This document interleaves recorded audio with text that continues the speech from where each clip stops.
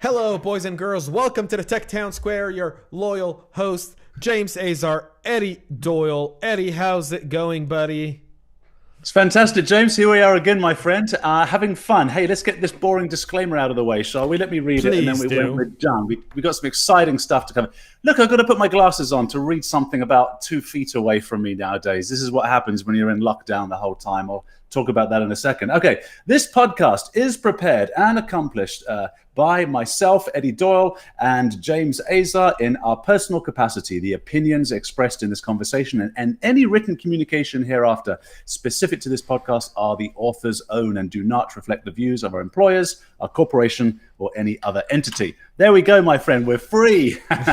We're free. We're free. We're free. Okay, now let's F them all up. All right. That's right. First Amendment. Let's roll. James, it's been an incredible week. What are we? We're the 8th, I think. We're the December 9th. 8th, We're the 9th. 9th of December. Tomorrow is the first candle of Hanukkah. It's very exciting. That's right. Now, tell us very quickly about that. So tell us why each candle, what it means. Come on. So the story of Hanukkah is the story of the Greeks trying to get a hold of Metzadah in Israel from the Maccabim. The Maccabim were kind of, at the time, the Jewish warriors of their era. And they went into the temple, essentially, on top of Metzadah, which is kind of like a fortress. And they had enough oil to last them for one day. But the oil miraculously lasted for 8 days. Okay.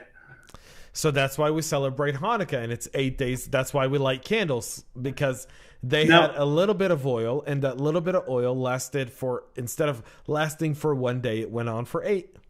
The miracle of Hanukkah. And you got to keep the candle, and you got to keep all candles lit, right? So day one candle has to stay lit until the 8th day, right? No, you're not allowed to negative. blow them out, I think. No, negative. You light a candle on day one, and then they go away. Then the second night you light 3 candles because you got the center candle and then the 2 candles for the day.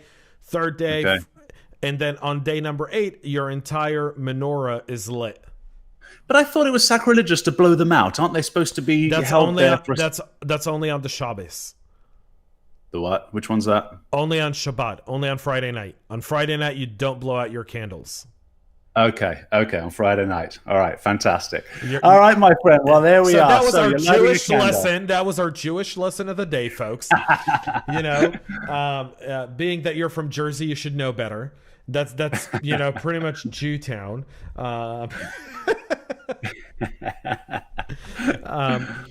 But we have a lot to talk about today. There's a lot going on.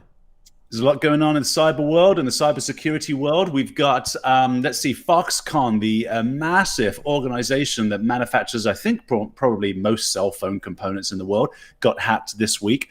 Also, I think yesterday or the day before, Compass hacked. So I want to talk about that too. What else is on your mind?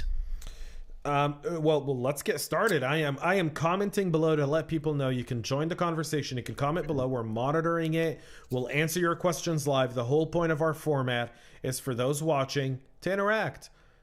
Feel free to talk and express yourselves. That's the whole point of this show. Well, let me lay a little foundation then on the 2 hacks that I just mentioned. So first thing I like to say, since I've worked in cybersecurity for I think around 12, 13 years now, is we don't want to blame the victim. And, the media sensationalizes things. And so it's kind of cool and sexy perhaps to, put bleeding headlines that make people look bad. Let's not do that, because think about it in the physical world. It's the same thing in the digital world. The bad guys are usually at an advantage. And what I mean by that is they have something that we will never have, which is the element of surprise. Correct. So any clown can hide behind a door with a baseball bat and take out an Arnold Schwarzenegger-sized human. That's no measure of strength. That's no measure of prowess, intellect, toughness, or anything. Anybody can do that and whack someone on the back of the head without them knowing. That's the advantage that threat actors have in cybersecurity. Now, we're constantly anticipating those kinds of threats, but when they happen, we are rocked back on our heels. And so we don't want to blame the victim here. And look, number one, FireEye and Foxconn, given that they are a dubious company. And we'll talk a little bit about this. This is the town hall, and I'm not afraid to speak, and no one should be, about the detriment of some of these companies too.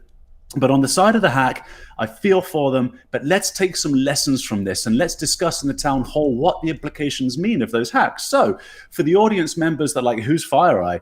Well, FireEye is a cybersecurity company, an American company based in Silicon Valley, and they do a lot of cyber detection and prevention products. They do cyber response for like disaster recovery plans. They're an excellent company, well revered in the marketplace. They've been very, very successful. I think they're certainly a decade old.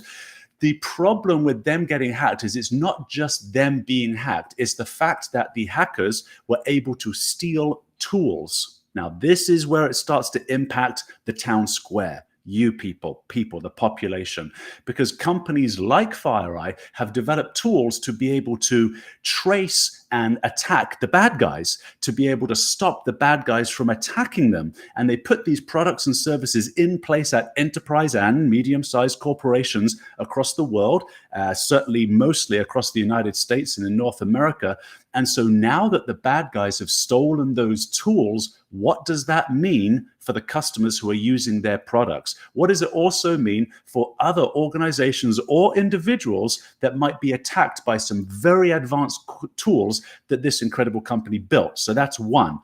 Foxconn, we'll discuss them. Here's the foundation. Now, Foxconn, you probably heard a fair bit about them. Apple Computers certainly uses them to build their iPhones and other technologies. I believe lots of other companies do as well. It is a dubious outfit. It's the company that you've probably heard this, where they essentially employ, I'm not going to say slave labor, but the labor laws in China obviously are decades behind, maybe even a century behind what we are in the Western world. And so these are people that work in and live in these massive towers, and they work 16 hours a day for very poor money, while living there in cramped conditions, very unhealthy. Unfortunately, these people commit suicide on such a regular basis. Foxconn has had to install nets to catch falling bodies as people try to jump off roofs. So this is a dodgy company. Having said that, here's the problem with the hack on Foxconn. It's like, some people I've heard of the attitude is, so what? Well, so what?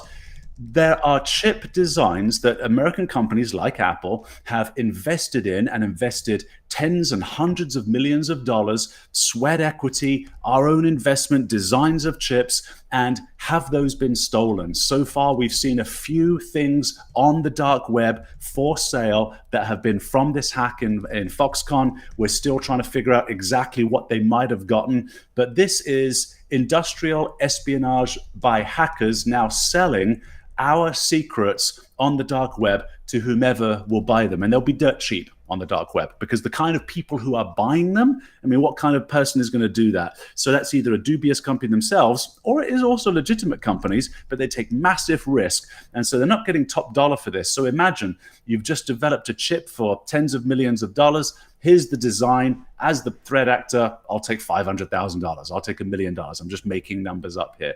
So that's the foundation of these two hacks that we read this week, and we would love to bring it to your attention on the Town Square today with James. So you bring up a lot of good points. I want to start off with the FireEye incident. So the FireEye incident is significant for many reasons. One, it highlights the challenge that many organizations have in terms of security. Even security organizations have security challenges. Now, we don't know all the details from this specific incident, and we're going to find out more with time, so we have to be patient. Okay? That's kind of what we need to do right now. We do know that this was a type of attack where the attackers and the opponents went in and they didn't steal data, they stole actual tools. And in 2016, the NSA had a bunch of their cybersecurity tools stolen. Part of it was some of the stuff that... Right, part of it was what Edward Snowden leaked out. and another Right. part of it was some stuff where they were able to gain access to it, either directly or indirectly due to Edward Snowden's actions. Okay, keep that in mind. So this has significance simply from a perspective of not only what President Trump has been talking about for years now, which is, the U.S., we invest so much in R&D and moving forward, and then other people come and steal the stuff that we invest millions of dollars into. The part of this, though, that's really impactful, though, is this happened right before the holidays. In a year that's been challenging for everyone, where FireEye has almost had to reinvent itself. People who don't know and haven't worked with FireEye before, they're a top-notch class company. They set the standard in this industry for incident response. And they're doing it now with their reaction to this specific breach. They're sharing information. They're letting people know what's going on. They're trying to be as transparent as possible, given the fact that there's ongoing investigations by law enforcement, so they can't really say too much yet. But there's stuff that goes on here where we kind of have to start looking at this and have a real conversation. When a nation state attacks a U.S. company in a cybersecurity perspective, should we view that as an act of war? Should we view that as a direct infringement or encroachment into our nation? Meaning, if a Russian jet or a Chinese jet flew into U.S. airspace and didn't turn around after several warnings, we would shoot it out of the sky. Mm-hmm. Should we start looking at cyber and defining it in the same way? Yeah, it's a great question. And I would even add to your analogy. What if a Russian jet or a Russian piece of equipment came in and disrupted an organization like FireEye? So that's even more, right? It's not just so they definitely came into our space. Do we know that this was nation state, by the way? Has that been identified yet? Yes. Really? Okay. So then it would be like a nation coming into our airspace and also deploying something that damages this company.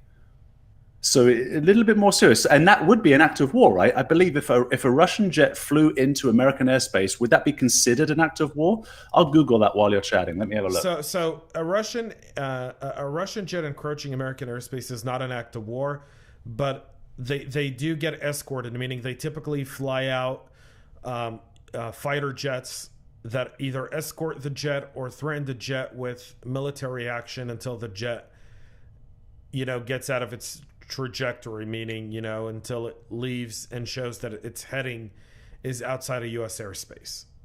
Right? Right. So there was a debate early on a few years ago in the most useless place on planet Earth. You know where that is? Is that a government building? Is that a government building, buddy? Yes.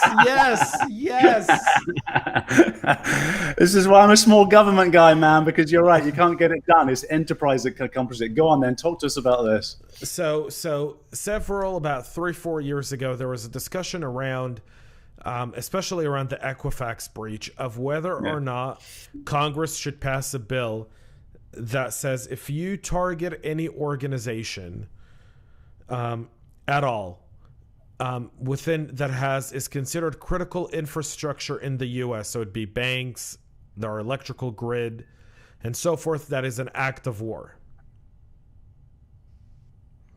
And they passed that legislation, or No, that was a debate.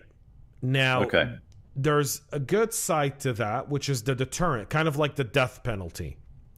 Right, having the death penalty makes you you've got to be really messed up to do a crime where you're going to get the death penalty. Right. The death penalty in itself, in most cases, isn't like a lot of people that go, oh, he's going on death row. You're like, it's probably going to get commuted to a life sentence, and nothing's really going to happen. But because you can't really track how many people thought of committing mass murder, then realized they're going to get the death penalty and said, I'm not going to do it. Right. Yeah. Right. Yeah. So no one really knows. So that part of it is a little it's a little unknown. But having that in there, could that be kind of like a death penalty? Meaning, would that make most people think twice before making that action? And chances are you're correct. But then what happens in the other 10%? So everyone remembers Obama's famous, we have a red line, and our red line is chemical weapons in Syria. And then what did Assad do? He goes, really, dude? Chemical weapons, drop them. And then Obama's like, well, here's the thing about our red line. You know, we're going to move it back a little bit, right? Yeah. The problem with that kind of definition is you kind of shoot yourself in the foot, because someone's going to come and challenge whether or not you're really going to do this. Well, I mean, so if you'd have had the backbone to do it, then the red line would have been drawn. The only time the red line gets drawn is if somebody walks over it and then you push back. Then it's a real line. Right, but at that point you would legislatively almost cripple the decision making within the executive branch. Why? Because if the law says a breach on a U.S. bank is an act of war, then your response to that is an act of war. So at that point in the executive level, your decision making is narrowed. Meaning, do I launch offensive cyber attack on that nation? Oh, I see what you mean. Yeah. What is considered an act of war? Yeah. And so you kind of have to react at that point because of that legislation. Listen, I was there when these discussions were being done, and every point for and against it was a really good point. Yeah. And it was decided that it was decided that no one wanted to take this any further. They kind of wanted it to be an unspoken policy, meaning we want to build that. And that's, a few weeks ago, we talked about Director Chris Krebs over at CISA and kind of some of the relationships he built and so forth. And so you kind of saw that as being the way forward for a lot of people.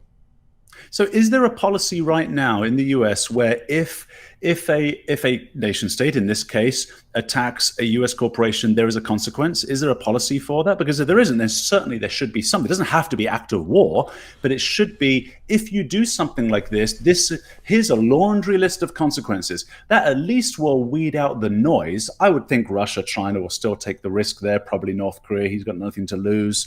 Iran, maybe Iran, they've got a fair bit to lose. So it might weed out a little bit of the noise. I disagree. No? Really? Go on. Why? I'll tell you why. I'll tell you why I disagree with this. And it's if you create a laundry list, then you create a calculated risk. So what you do is you start to create an equal equation. So we see that, and there's evidence of this in the Israeli-Palestinian conflict. Okay. So Israel used to have a policy that said we never negotiate with terrorists. And then they started negotiating with terrorists. Okay. They kidnap a citizen, you want to release the citizen, you realize a rescue operation carries risk that your hostages could die. So you start to negotiate, and it goes, okay, we'll give you 10 of your people, you give us back one of our hostages.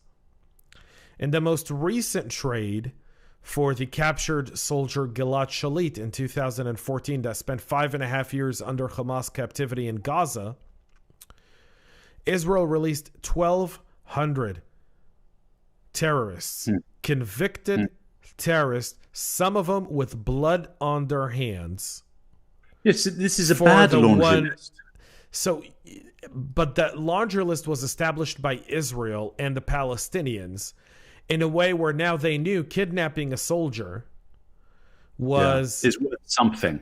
Right. And so then cyber attacks become, well, what are they going to do out of that laundry list? Well, if, we hack Bank of America, they might, slap us with some sanctions, but, they won't last very long. There might be a year's worth of sanctions, and then, we'll get those sanctions lifted and things. Still sounds like a bad laundry list in that case. I mean, I mean, look what happened on 9/11. I mean, there wasn't a laundry list of things, but those terrorists knew there was going to be a massive consequence to it.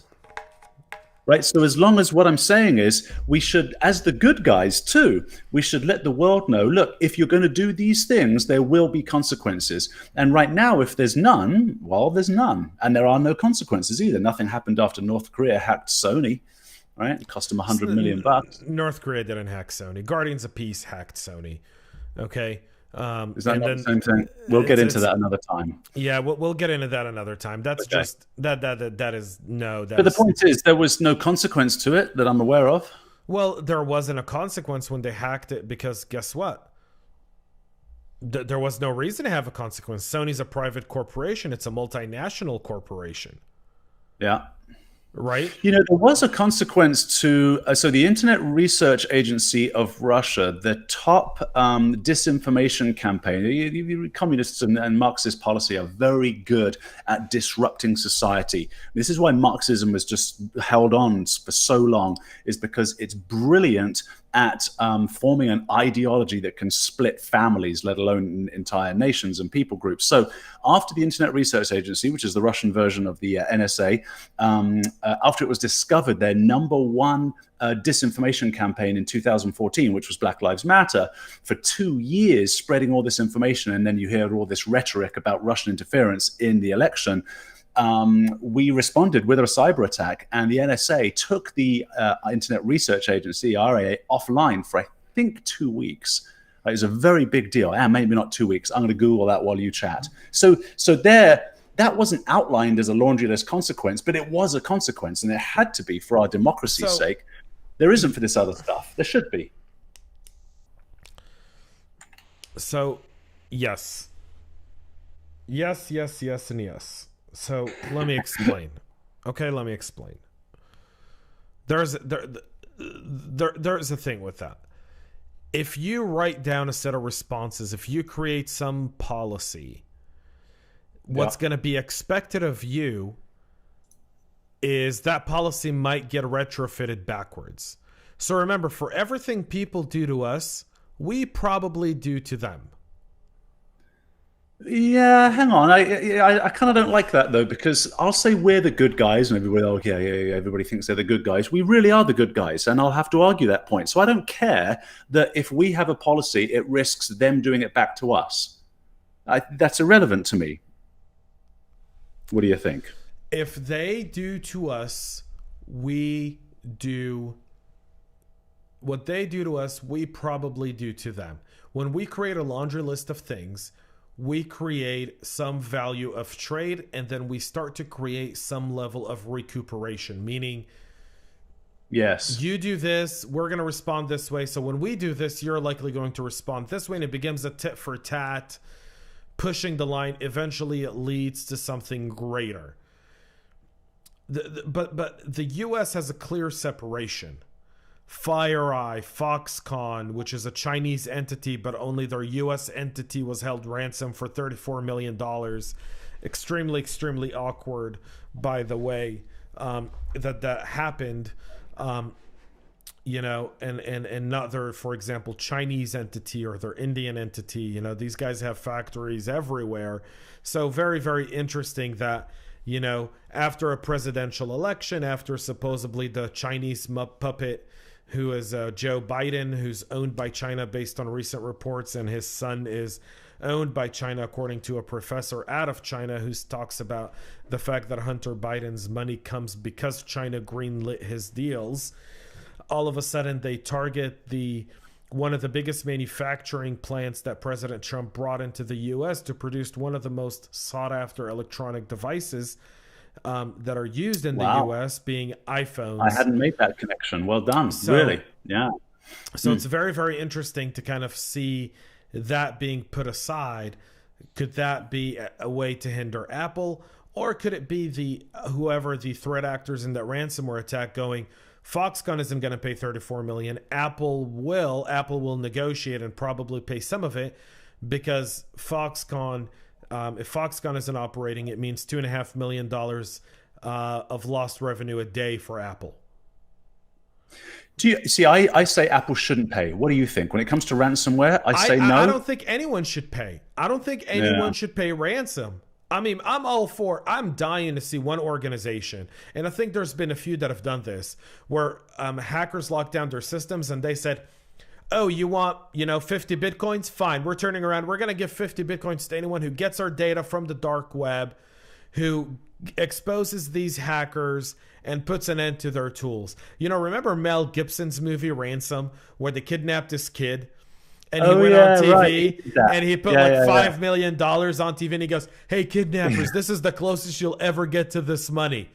Anyone in New York, you can get this money for any information that brings back my son and the people who kidnapped him.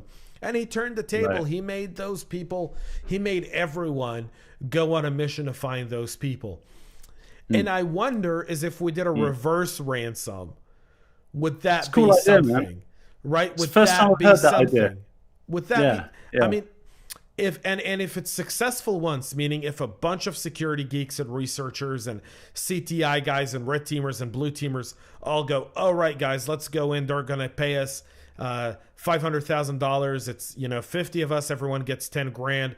Let's go do this work, right? And 50 people go in. They do the work.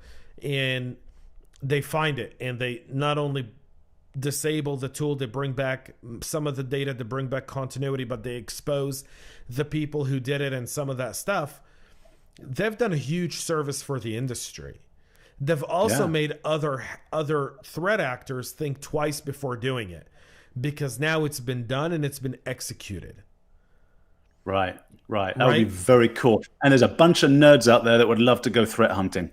Aren't there? Well, there's a ton of those guys. And going against bad guys and trying to hunt them and trying to find them and expose them. A lot of times we expose these threat actors, but we expose them in a law enforcement where they end up on a sanctioned list or on an indictment from a country we're never going to be able to extradite them from. And we might put an Interpol notice on them or may not, that kind of stuff. But then computer crime, I think, has a 7-year prosecution date. So if within 7 years, you can't charge someone after 7 years for the crime. So okay, yeah, it would be interesting. I wonder in the United States. So under Reagan, if you break into somebody's computer, it's like breaking into their house. I forget the name of the law, but he instituted that law after the whole what was it, the war games? And remember, you got into the war games there.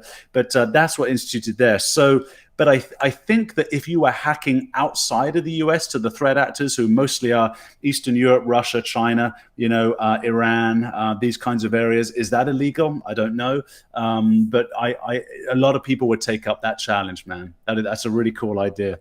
And Apple are the kind of company that have the pockets to do it and offer a reward 10 times the size of the 34 million that's currently being asked for, right? Yeah, I mean, Apple. Shout out to Tim Cook. Get it done, man. I mean, Apple has the chops and the money to do this. Foxconn does. Someone can come up and say, we're not going to pay a ransom. We're not going to be held ransom. You're not going to attack our businesses. We're going to come right back at you. We're offering a $10 million reward to anyone who, disables this malware and exposes the hackers that did this, exposes the criminals who did this. And you do that, you're likely going to get something. I wonder if insurance companies, I mean, they would never do this because I think the reputation would be bad, but it's almost like if you could collect a couple of bucks, metaphorically speaking, from all the enterprises across the United States as a slush fund for this very act. And then if one person gets hacked, that's what the slush fund's there for. It's kind of a cool idea.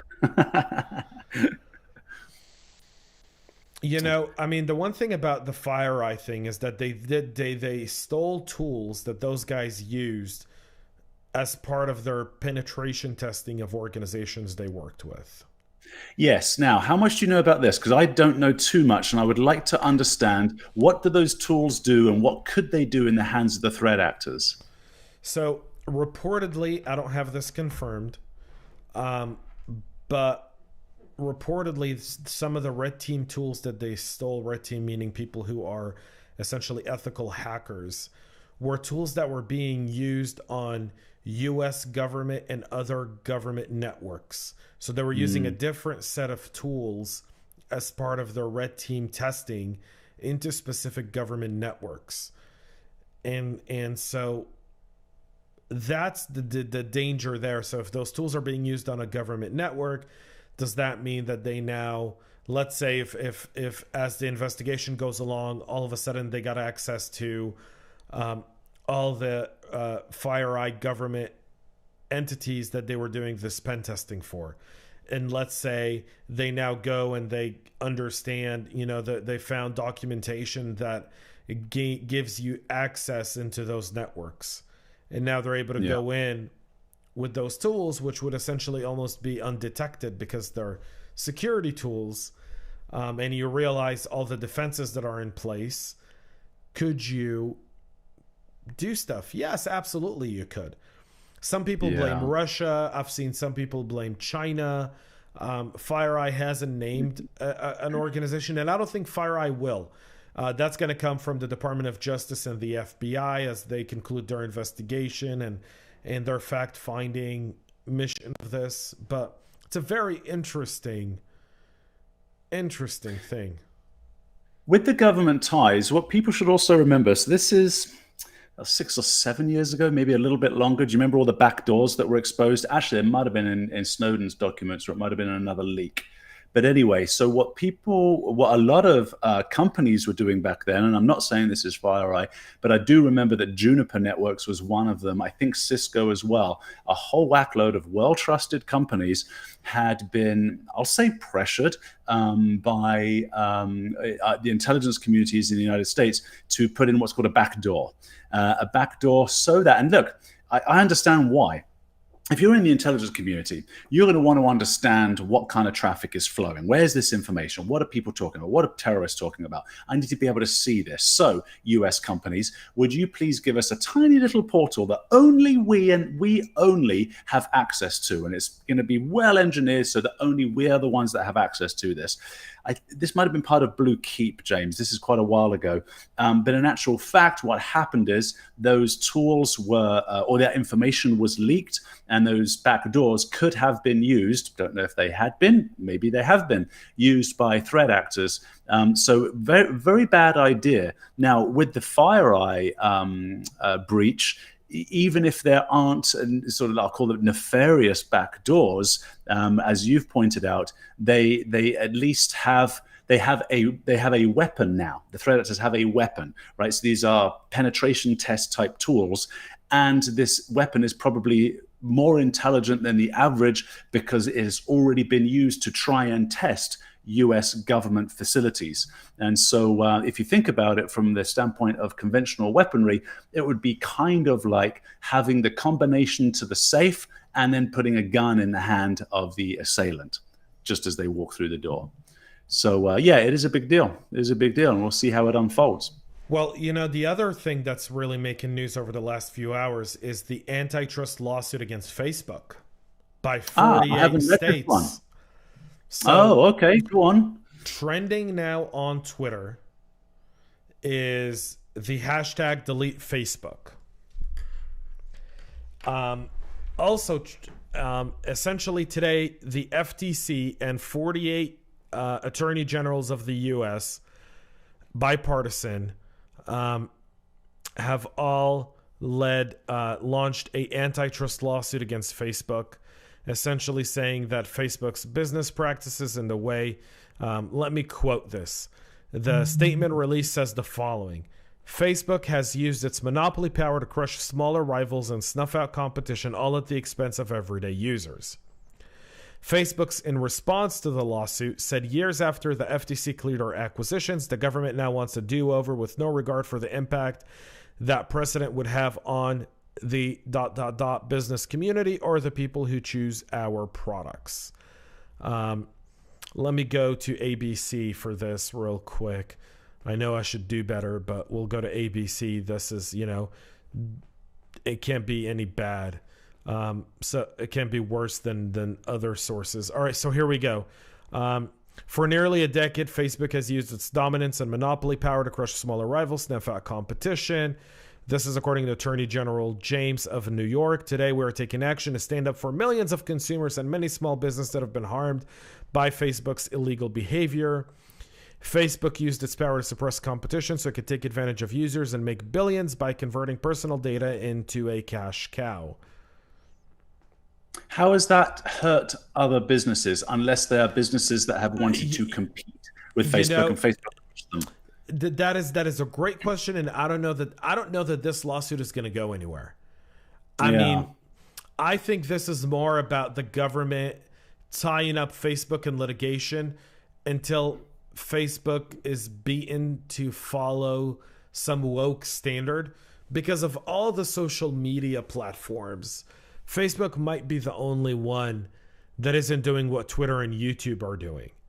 Yeah, I know, that's right. I know it is an interesting pick, isn't it? And I'm always of two minds when it comes to antitrust. I mean, I say be very slow on antitrust stuff because at some point, think back to the 20s, right? Almost, or a little earlier. When was Andrew Carnegie and all those guys, Rockefeller? I think it's like 50% of Americans worked for these two guys. Yeah, time to break them up, right? But prior to a massive kind of inflection point like that, I'm not a fan of government interference, really at all. So I don't know about this one. I don't know. I'd have to read a lot more about it. I'm not sure how it's harmed other businesses, how Facebook's harmed those businesses, unless, as I say, they're trying to compete and Facebook simply crushes them. But again, Again, I can open a small burger shop across the street from McDonald's. Right. Now, if my burgers are more expensive, if my menu is smaller, if I don't have a good Happy Meal, if my fries aren't as crispy or tasty, could I sue McDonald's for being too big? I wouldn't think so, because guess what? Don't open up another burger spot and don't open it opposite McDonald's, right? That would be my response. So this whole thing with this lawsuit, so for nearly a decade, Facebook has used its dominance and monopoly. Today, we're taking action. It's used its power to suppress competition. They're repeating the same lines over and over again. And it's ABC. What can I, like, shit, like, what did I expect? Yeah. So, personal social networking is central to the lives of millions of Americans. Ian Connor, the director of the FTC's Bureau of Competition, said in a statement, Facebook's actions to entrench and maintain its monopoly deny consumers the benefits of competition. Our aim is to roll back Facebook's anti-competitive conduct and restore competition so that innovation and free competition can thrive. Hello, folks. We don't need the government to do that. It's called free market. Millions of people are leaving Twitter and going to Parler. Millions of people. Rumble. Millions of people are going to Rumble. It's the free market. You don't need this. The free market is. I think this is an attack on Facebook, and I can't believe I'm about to defend Zuckerberg and Facebook. I should pinch myself at this point, but Facebook has been one of the only platform that hasn't really censored at the level that we've seen Twitter and YouTube. That's why you see Parler and Rumble really took off, because Parler is the Twitter equivalent and Rumble is the YouTube equivalent. Yeah. Rumble, sorry, I was just going to add that Parler's getting a little bit of an inaccurate label, which is it's the right-wing version of Twitter. I'm hearing that a lot. And that's too bad, because it'll alienate 50% of the population, and it's just not that, and it'll make the job of Parler harder to displace Twitter. Because I'm all over that. I'm all over competition. Crush them through competition, right? That's what we should be doing. Very slow to enact legislation for antitrust. This whole antitrust thing is very irritating for me. I gotta tell you, it is one of those things where I'm just like, come on, guys, really? We don't need government to tell us what is right and what isn't. That's called the free market and free choice. And I'm curious to see what their answers are going to be to this. I think this gets dismissed in court. I hope Facebook doesn't settle. I hope Facebook fights this tooth and nail. I think this is attorney general and government overreach. If you want to go after someone for antitrust, go after YouTube and go after Twitter. I would even say, never mind going after them for antitrust. I would go after those guys for. There's got to be a law on democratic election interference. I mean, what they did was just so blatantly bad. It's so anti-democratic. It is so anti-republic. It is so anti-free speech. And so, well, there you go, free speech. I would go after them for that, censoring the First Amendment rights of American citizens. Absolutely, they should be punished for that, to be sure. And for those that didn't catch any previous episodes, we went over this a fair bit. I think in our 2 social dilemma episodes that we did, talking about how Twitter absolutely and without doubt, through human intervention, not just, it was an algorithm, no, through human intervention, suppressed the message of some political parties over others. And not just talking about the right over the left, that did happen, but also other political movements, whether you agree with them or not. I mentioned the Unity 2020, for example. So, please listen to those so we don't have to rehash it here. But that to me is an egregious act on their part. And, I would pursue them there. I don't antitrust. I mean, hopefully Parler and Rumble crush those guys. Yeah, I see this as kind of, again, another idea of overreach. There's a lot of stuff going on right now in our nation where technology is being played front and center. So we see this antitrust against Facebook. We saw the Dominion stuff for the election. We're watching YouTube today letting creators like myself know anything you post on the election, if it's false or if it's not news, and instead of just saying news that we think is educational, then we're going to remove that content. We're going to ban that content. And so you're starting to see an attack by these tech platforms on free speech. And what's going to be very interesting for our nation over the next month or 4 years, depending on how things pan out in the next month, is going to be, one, we have the Georgia Senate race that's going to really determine the balance of power regardless of who becomes president. The congressional races, just so you know, are down to 2 seats. It's a 2-seat difference between Republicans and Democrats in the House. 2-seat difference. That means that if Biden becomes president, God forbid, and he appoints 2 people from Congress to his cabinet that are Democrats, and those seats go up on a race, the Republicans could take over the Senate, the Congress. He wouldn't do that then, would he? He'd know that. So he just wouldn't do it. I don't know if Joe Biden knows where he is. I don't know if he knows that today is Wednesday, December 9th. I don't know. Joe Biden couldn't even say the name of the guy he was nominating for HHS. He called him Bakaria, and he's like, sorry, it's not Bakaria. He thought he was running against Bush like a month ago. So, I mean, so, and so we're on the verge of what I like to call, what I think is the third industrial revolution that is derived from not a world war, but derived from civil unrest, meaning people rising up. The definition of what our founding fathers fought to get away from is rearing its rear head right now. And it is going to be the battle of our generation. And I don't mean war with guns and people dying on the streets. I don't think people understand when people say civil war, they throw stuff out there and it's garbage.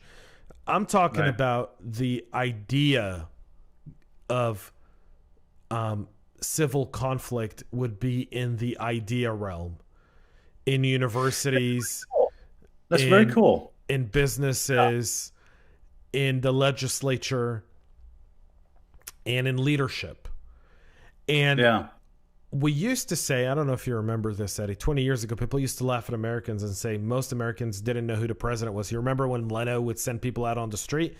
Who's the president right now? And people would be like, Al Gore, John Smith, Thomas Jefferson, right? Yeah. I feel like America saw enough of its own ignorance on TV to go, we're not going to be that ignorant anymore. And I feel like some people feel like America's still those 10 people that Jay Leno happened to catch outside of his studio on Hollywood Boulevard in La La Land. Yeah. And people aren't afraid to fight. And I feel like people aren't afraid to speak up. And there's an idea battle going on right now.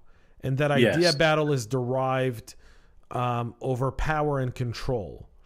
And the power and control is over the establishment power that, let's be real, if Donald Trump was not the president, no matter who would have been elected in 2016, whether it would have been Clinton or let's say someone else and not Donald Trump, might have been completely sold to China at this point.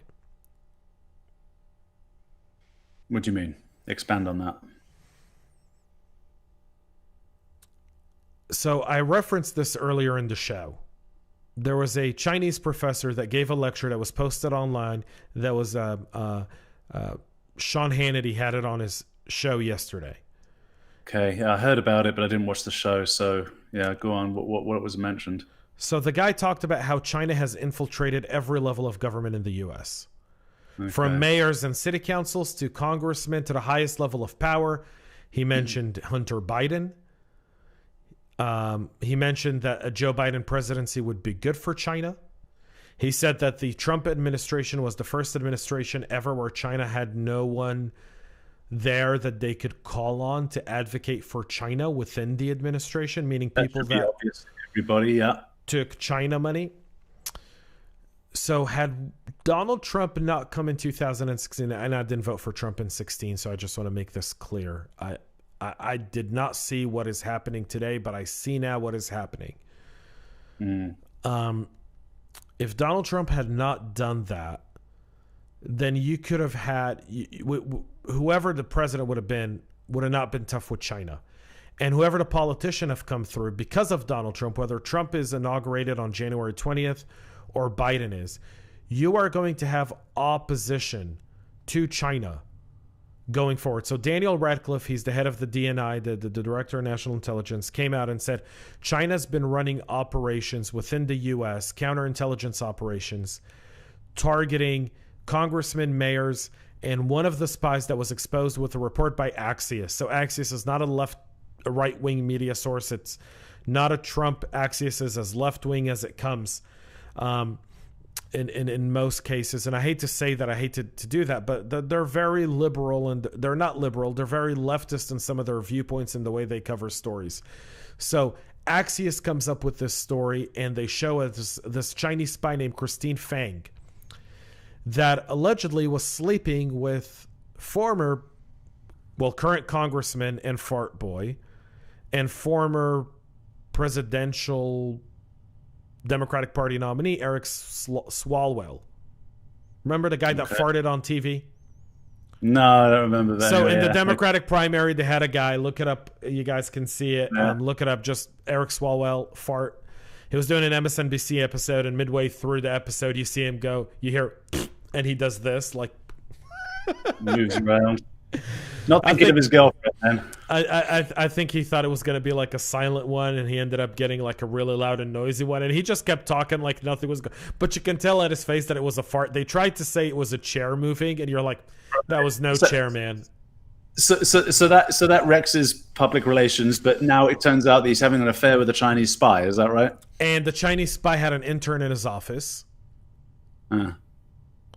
And this guy was the top promoter in 2016 of the Russian collusion hoax that put this country through for 2 years. So could he have been a Chinese asset that, the Chinese people that were running him said, promote the hoax, let people focus on Russia, didn't even need to be an asset. I mean, he could have just been fed so much misinformation that he was a true believer. Yep. In the hoax, right? Indeed. Yeah. Yeah. Indeed. And so we're in this battle, Eddie. We're in this battle right now. This battle is going to shape if this American experiment, if this republic survives it. And technology's playing a big piece of this. People talk about people being fed misinformation, disinformation, and there's a difference between the two. We're looking at how people utilize technology and how people feed technology, Eddie. And beyond Foxconn and FireEye, and those are, that's crime. We should look at cyber attacks like crime, and we should launch units, and we should set up a global task force that addresses cybercrime with our allied nations, creating almost a version of Interpol that goes after cybercrime. Interpol boasts that they've arrested 35,000 people this year that are cyber criminals, meaning cross-border cyber criminals. I saw something from Interpol today on that. But that's not enough, right? We're still seeing it happening. So there has to be kind of a punch to end this all. Yeah. Or make the risk not worth the reward. Right? Right. So we have to do that. But technology is playing a very, Eddie, it's playing such an important part in people's lives. And it's not only how we get information, it's how we search for information, and it's how we form opinions. And we're now seeing that we have been misled for years, whether it be the Project Veritas CNN tapes, whether it's the algorithms on YouTube and Facebook and Twitter, right? Whether it's the entertainment. Think of the movies. Think of Hillbilly Elegy, a great movie on Netflix. The story of J.D. Vance.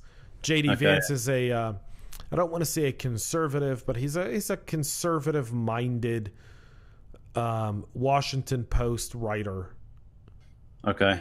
Who wrote a book 4 years ago called Hillbilly Elegy. He comes from the Appalachians from West Virginia. And he talks about the struggle of white America to drugs when manufacturing went to China. When manufacturing went overseas and these manufacturing towns died and drugs and alcohol abuse came in.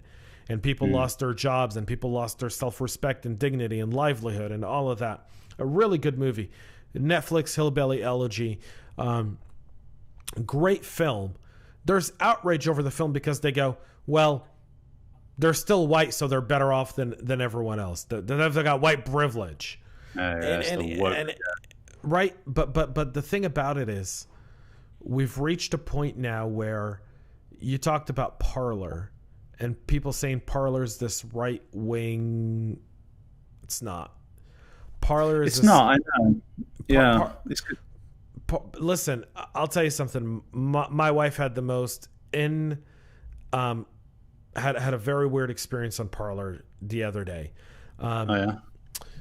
Ivanka Trump had put out a post yesterday. She showed it to me at dinner last night. We went out for dinner, and she was like, "You won't believe what happened to me on Parler today," and I reported it, and it was really disturbing. But it was the first time in her life, my wife's mature adult life, that she's been called a kike.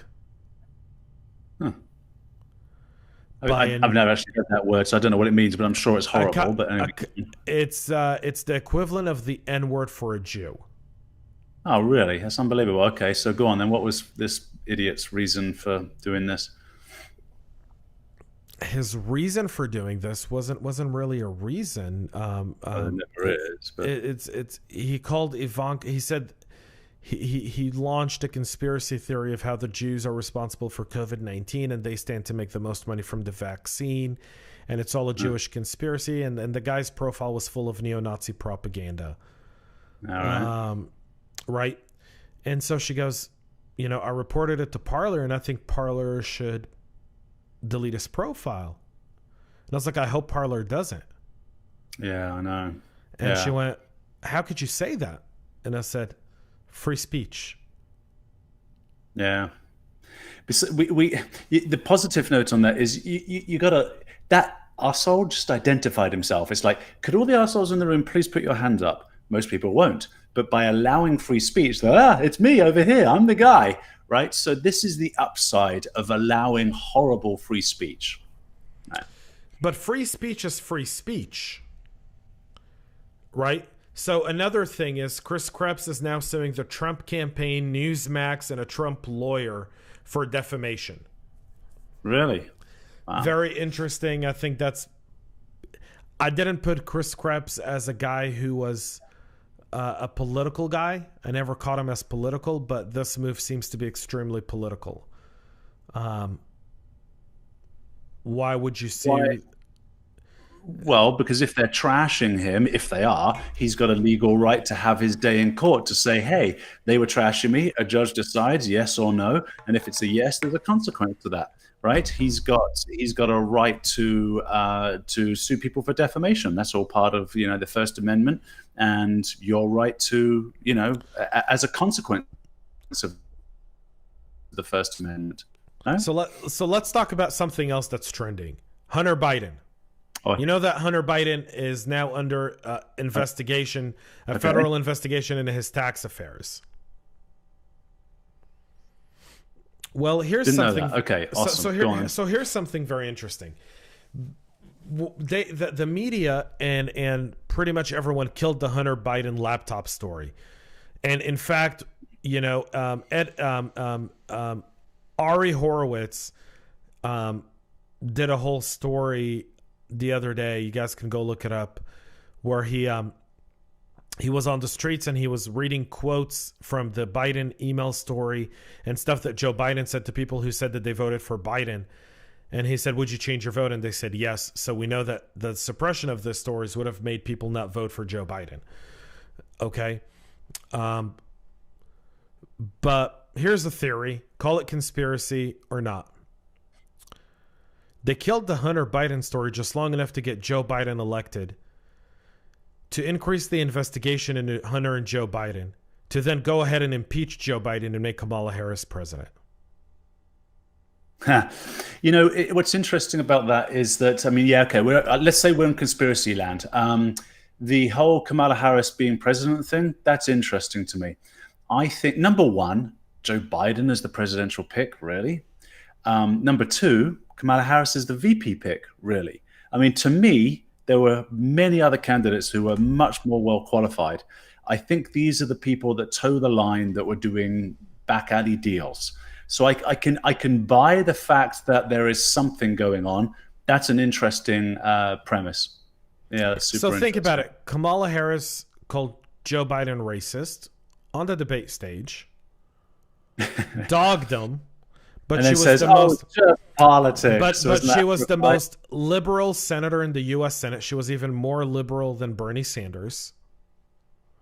So if you want to get your woke platform done, how do you sell Kamala Harris? And think about this. Kamala Harris is just sitting there quietly.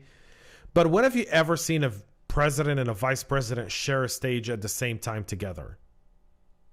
And a few slip of the tongues by old Mr. Dementia there, where he said a Harris Biden presidency. He said that a couple of times, I think now. Yeah.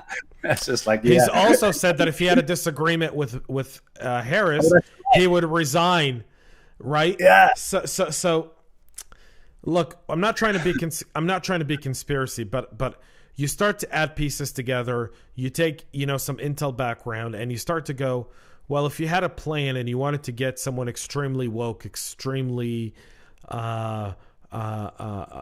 motivated into the White House, well, you've got the House of Cards. Look at how Frank Underwood made the presidency, right? The guy never ran for an election.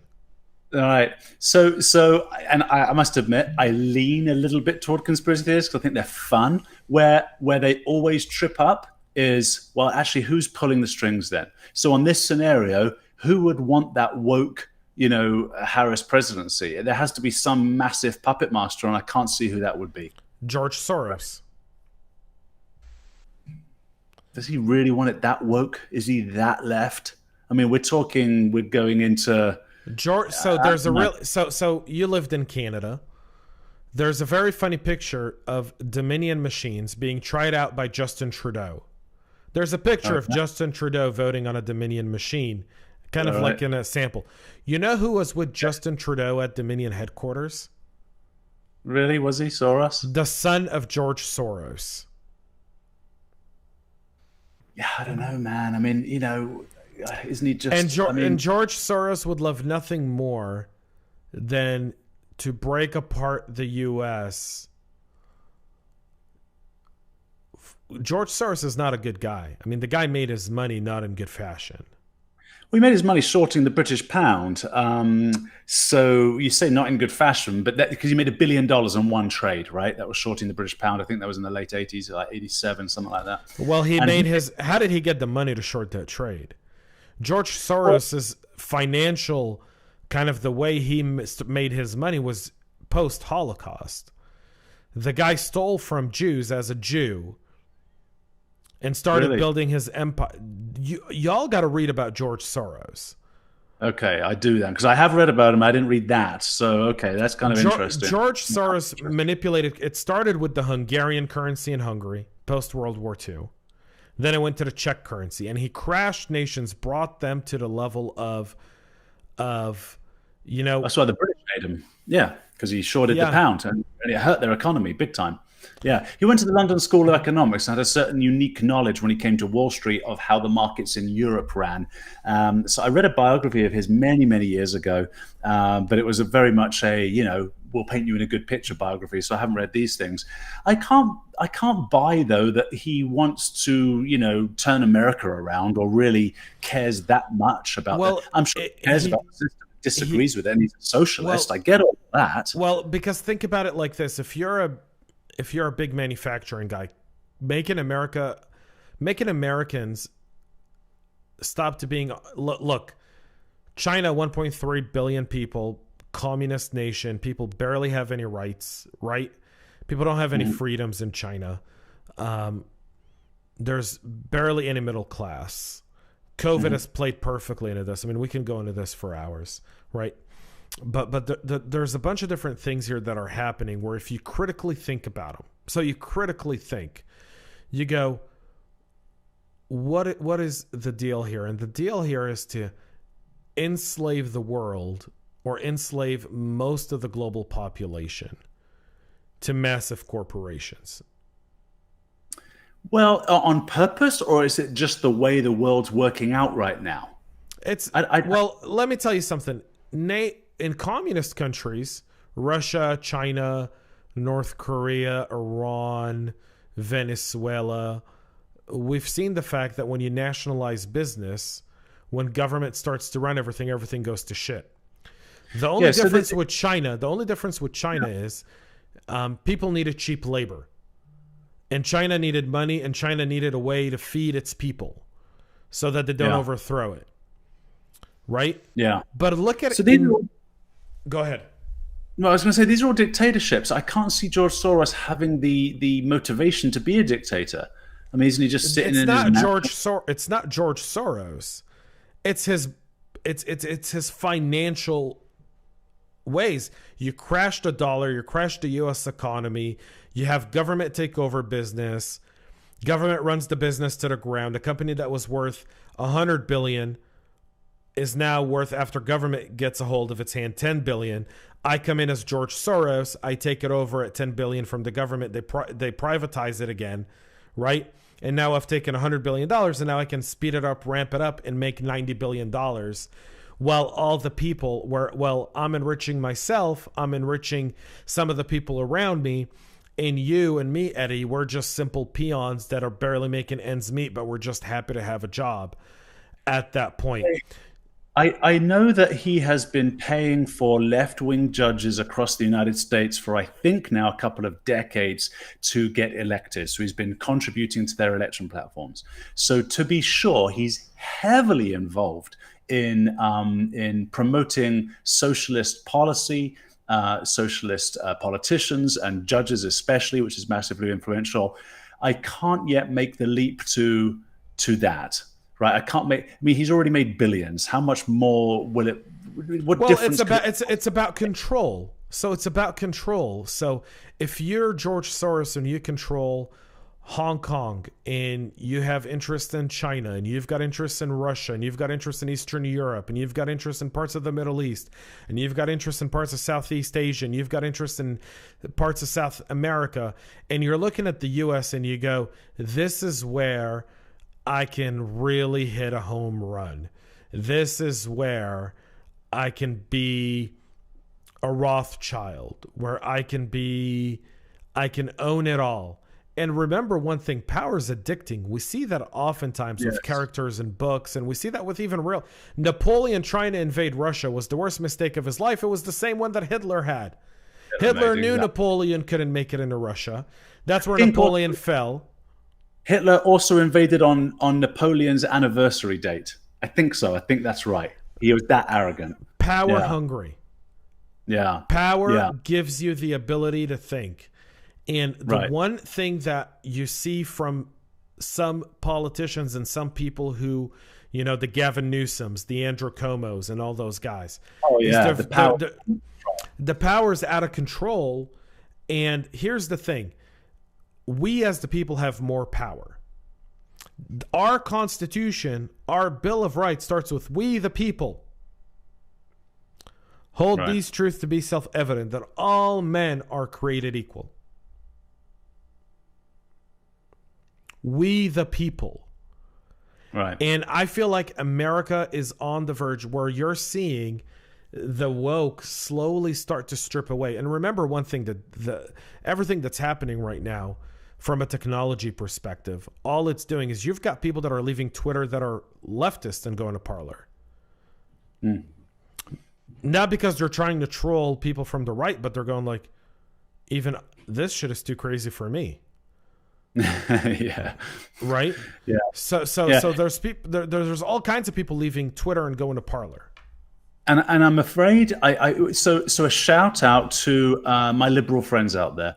You know, it's an eye-opening moment this year. It's a really eye-opening moment for everybody, because I don't think a lot of decent people that are friends of mine who happen to prefer to vote democratically, lean left, let's say, I don't think they've seen what's underneath the covers of various agendas. And if you want to see it, take a look at what Antifa is doing and what those liberal judges are not doing in prosecuting the extreme left. Let's just call them the extreme left, but they're encroaching. I'll give you an example. And so the rioters in Portland and Seattle are part of Antifa and also Black Lives Matter rioters, who are doing terrible and awful things, not just committing acts of vandalism, but grievous bodily harm, hurting other people. They are not being prosecuted. Right, so they are being told, the police are arresting these people. Oftentimes the police are being told to stand down. When they don't stand down, they arrest them. These Antifa rioters know full well that they will not be prosecuted. Why is that? I'll just leave you at the why. I'm not going to draw any conspiracy theory conclusions about it. I would just say to my liberal brothers and sisters, go take a look at that, because that's the path. And it's much harder to tell, by the way. This is really interesting. It's harder to tell where the line is on the left that you've walked too far. It's easier to tell on the right. As soon as people on the right talk about, you know, supremacy of any particular race, right, or, you know, the advantage of a particular group that wants to hold things at the top, you go, you've gone too far, man. So we know this. On the left, it's like the vocabulary is completely different, and so it's, well, we just want to protect the LGBTQ community. Great, so do we. That sounds wonderful. It sounds excellent. But in actual fact, you keep moving down that road, what you're starting to see is encroachment on free speech. Those LGBT communities are being used as pawns by people with a vicious political agenda, usually in Marxist, and now I'm going to sound weird, but if you start the reading, you'll see it, trained in Marxist ideologies, because it's so powerful, as I was saying at the beginning of this, and those poor people are being used as pawns. Think back to the last 4 years of Obama's administration, all of the chatter about non-binary washrooms, like restrooms, right, toilets for people. We're talking about less than, I think, I'm going to balls up the statistic a little bit here, less than 1% of the population So all this noise for less than 1% of the population, there's another agenda out there. It's not about what you think it's about. So the woke thing is a big problem. I can't believe. How did I get off on that bunny trail there, James? I don't know. You know what? I don't really care how you got off there. This is the beauty of our show. We just keep going and going and going. But we are out of time, so I want to say I'll let you sign us off today, Eddie. Thank you all for tuning in. Happy Hanukkah. We'll be back next week. Eddie? Yeah, fantastic. All right, ladies and gentlemen, let's sign off with this. You know that quote, power corrupts and absolute power corrupts absolutely? That really sunk in with me lately. Power actually does corrupt. You don't have a choice about it. That's the way you should look at that quote. Once you have power, it starts corrupting the person. So let's just be very slow and very careful whom we put the power in the hands of. All right, ladies and gentlemen, good luck. We're going to be back next week. We're going to have another great show for you. This is James Azar, Eddie Doyle signing off. Good luck to you. Cheers.